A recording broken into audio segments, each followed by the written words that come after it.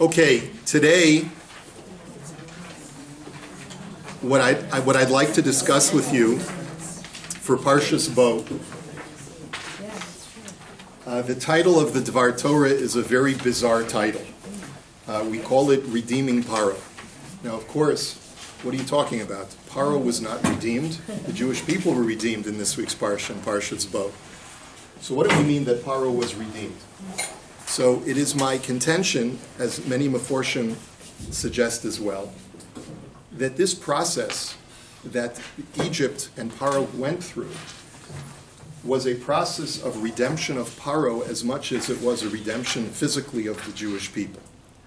That Pharaoh was schooled by the 10 plagues so that by the end of this process, he was a changed man. And the reason why this is relevant, and by the way, there is a medrash that tells us that the story of Yonah, who goes to Nineveh, you know that story?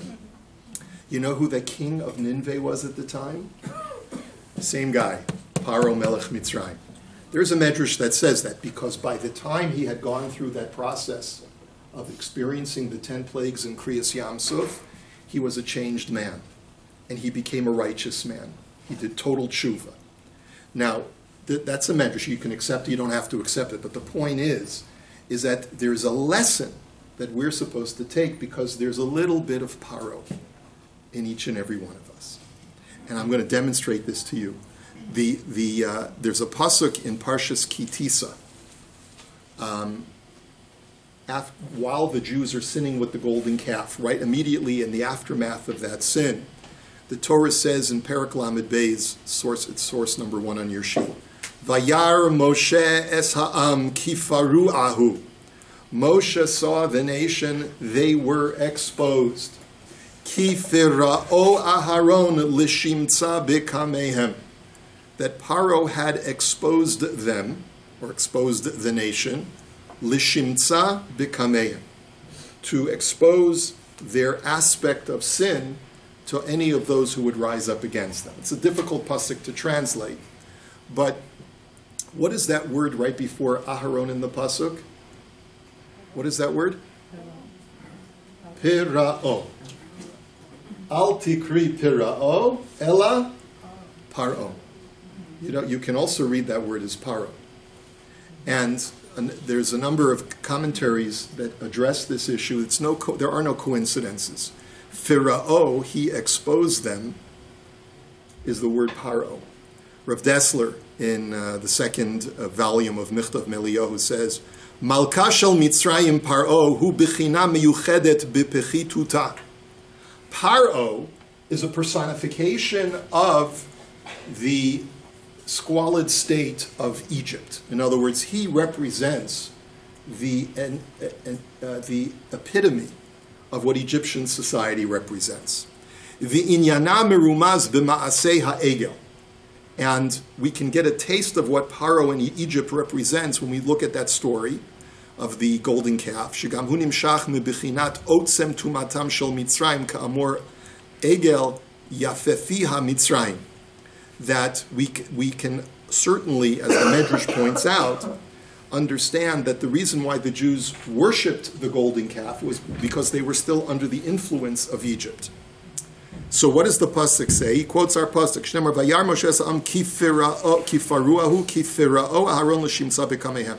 Upiresh Rashi zal parua. Rashi explains, what does the word parua mean? Megule, they were exposed. Nitgale shimtzo uklono. Their inner spark and their degradation was exposed. Haresha b'chinatan hagata tumashu b'mitzrayim hu pitichat hagavul liyatzer sheyuchal likanes ulihitpashet ka'avat ritzono.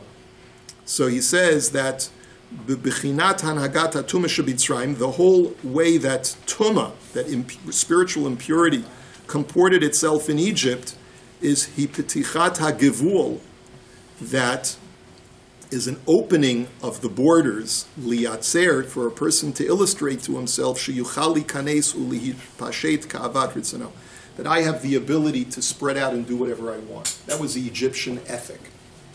And v'zehu atama pinimi likriyat kol malcheim b'shem paro. That's the reason why their kings were called Pharaoh. Now, Pharaoh means something in Egyptian. I'm sure it does, in ancient Egyptian. But the Hebrew word paro means to be opened and exposed. This was the ethic of Egypt, that you can do whatever you want. Ki Pharaoh Aharon, that the Jews were exposed, and hey man, it's all cool, we do whatever we want. That's the idea. I want to take this a little bit further. The word paro is also a lesson in what Paro is going through himself. He's called Paro not only because that's representative of the Egyptian ethic, that you can do whatever you want, but it's also descriptive of a process of self-realization that is occurring to Paro throughout the story. In other words, Paro is deliberately called Paro because initially, when we encounter him, he is totally not self-aware. He thinks that he's the Lord. He thinks he's the God, the Almighty, in control of everything. And there's a slow, very gradual process going through these plagues, going through these miracles, where Paro himself becomes Parua, where Paro becomes exposed to the reality of who he really is. And you want to know something? That is at least as valuable to us to learn from as it is for us to learn about the redemption of the Jewish people from Egypt. Is to get a lesson from Paro about how to become self-aware, how to really understand who we are so that we can move forward with our lives in a productive way.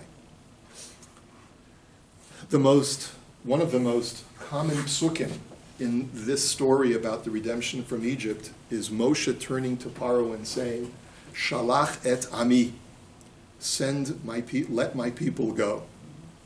But there's another way that you can translate the words Shalach ami or Shalach et ami, which we also find at the beginning of our parsha. Shalach means let go. Let go this ami that is within you, your insistence that you are in control of this nationality, of this country, of this empire that you think that you have built. Shalach et ami is a commandment to Paro. Let go of the ami, that statement that this is my nation. Let it go. Let it go. And if you can do that, if you can fulfill Shalach et ami, then you'll truly be a liberated person as well, Paro. And that's the deeper meaning of what it means, let my people go. And that, I believe, is also the reason why this parsha is a turning point. Many of the commentaries ask the question, why is it that the story of the plagues is divided into two parshiot? In other words, last week we read about 7 out of the 10 parshas, and this week we read the final 3. You know, if I was ordering the parshiot, I probably would have added the first chapter of Parshas Bo and appended it to Parshas Va'era, because that's a unit, it's the 10 plagues. Or at least the first 9 plagues, and the 10th one is the final, you know. But for some reason, the last 3 plagues are put over here. So why is that? And by the way, you know, as I said at my Shabbos table, you know how you can remember how the plagues are divided up over 2 parshiot, 7 and 3? Because if you look, what is Parshas Bo? Beis Aleph. Beis Aleph in Gematria is how much? 3. So that reminds you the last 3 plagues are in this week's parsha. That's a cute one, huh? So anyway. And Va'era, the first 2 letters are Vav and Aleph. And that's 7, right? The first 2 letters. Very good. So, good one, Elaine. Okay. Why is this a turning point? Because Bo El Paro is different from what we've seen before. Before, when God would tell Moshe, go to Paro, he would say, Lech El Paro, which makes more sense Hebraically, right? When you want to tell someone, go to the Makolet for me, do you say Bo El HaMakolet? You say Lech El HaMakolet, Telech El HaMakolet. Right? What is Bo? It's when someone is standing here. Bo Hena, come over here. You're not sending them away to go someplace. You're telling them to come closer. So I think what's happening here is that there's this moment of between plague 7 and plague 8 is a turning point for Paro. We're not going to go into all of the reasons why it's a turning point, but you can see very clearly that when Moshe warns Paro, listen, we're going to just keep this on. We're going to keep going with these plagues, and we're going to send the next plague. The servants of Paro in Pasuk Zayin say, "Vayomru avdei Pharaoh elav ad masai yeh ze lanu lemokesh shalach eso anashim v'yavdu es Hashem Elokeihem haterem teda ki avedam Mitzrayim." The servants themselves say, what's the point in this anymore? You're not able to hold this together. Don't you realize that Egypt is crumbling as we speak? You're not keeping this together, Paro. And this is the first time that Paro begins to realize that it's not Ami anymore. I'm losing my grip. I'm losing control. And therefore, what does he say? So this is the idea, first of all, of Bo El Paro. You see, Paro's not far away. He's coming closer. We're getting to him. And that's why the verb changes from lech to bo.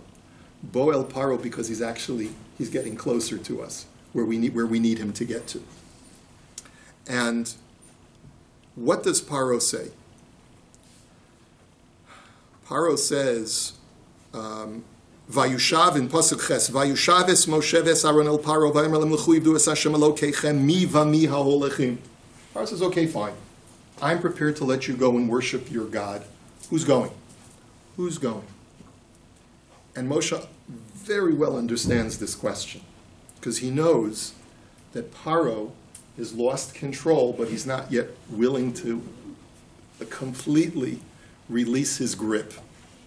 So he wants to maintain control over the more defenseless people that he feels he can still keep a hold of.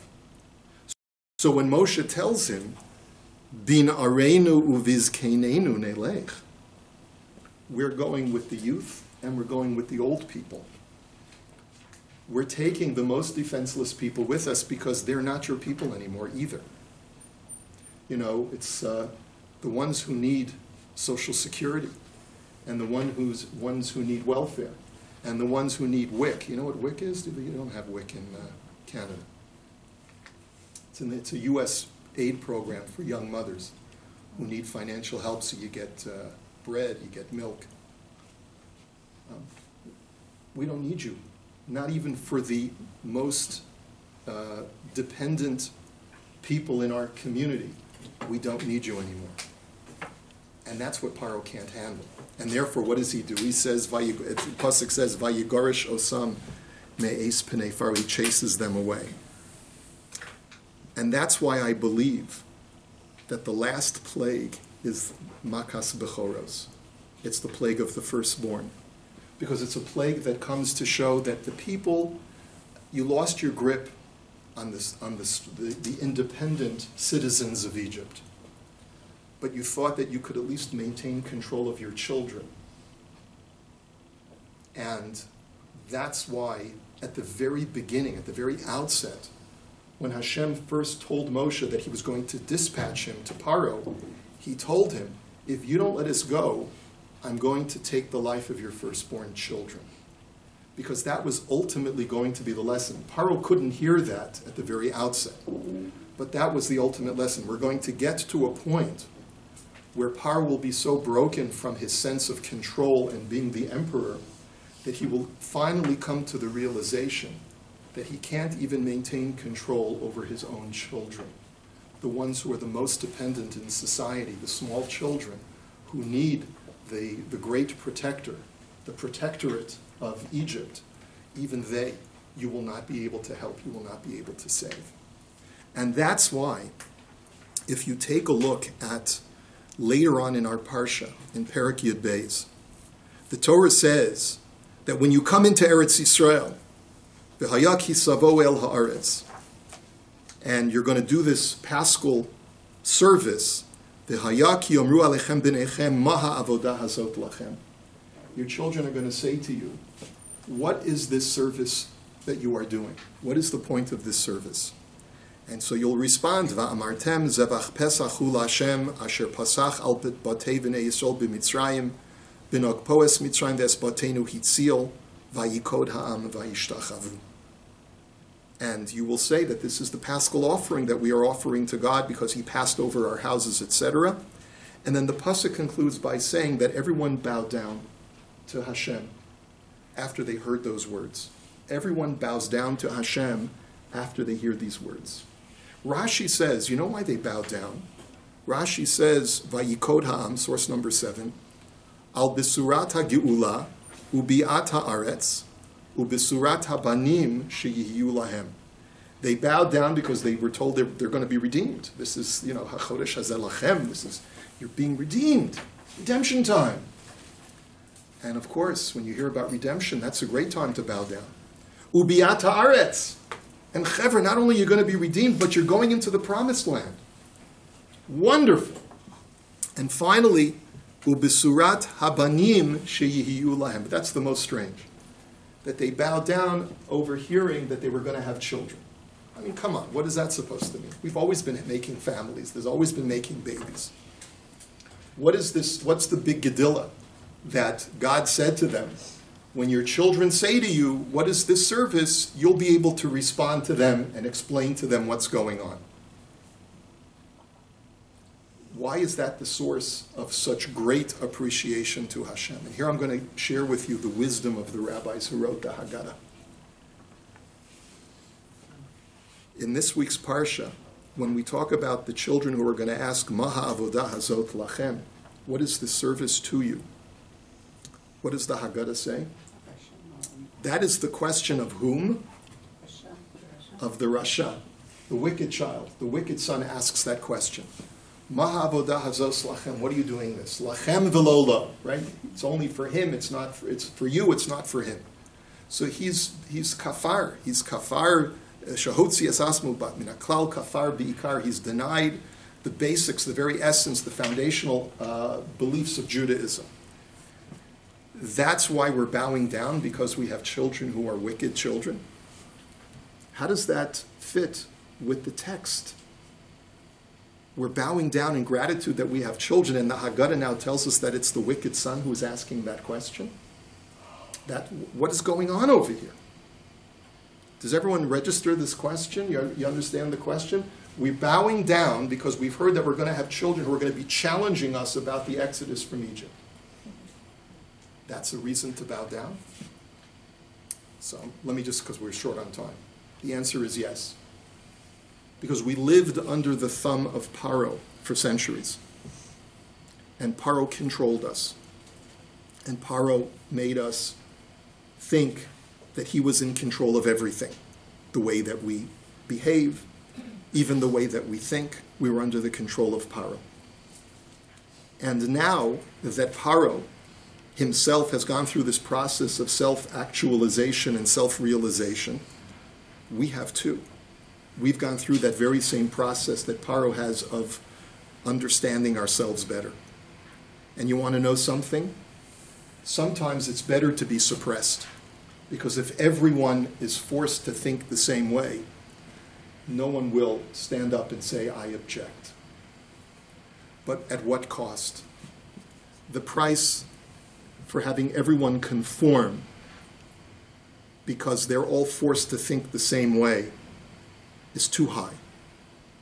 And the one thing that you've obtained in your liberation is not only the physical liberation, but also your mental and emotional liberation from being under the thumbprint of one way of thinking and one way of doing things. And as a result, you're going to have a bunch of different kinds of kids. And some of those kids are going to start questioning what you're doing. And that's a source of celebration, not a source of being upset. You'll have to learn how to deal with it. You're going to have to be make'ed shinav, learn how to respond to him in a proper fashion, which we won't go into right now. But you're going to have to deal with it. And that's a reason why you should be bowing down, because now you realize that I've liberated you not only from the physical bonds, but I've liberated you just like I've liberated Paro from his illusion of being the master and in control of everything. You're now in control of yourselves. A lot more to say on this subject, but the one thing that brings a person to the greatest sense of liberation is knowing when we can't even control what happens to our children. It's very painful. It's a very painful process, but it's a process that is part of the liberation from Egypt. Because to the extent that we think that we can control what our children end up doing with their lives, makes us a little bit of paro as well. When we resign ourselves that we can no longer control what other people do, whether it's our children, whether it's other people in our lives, then we too have experienced a sense of liberation. Okay, have a good week.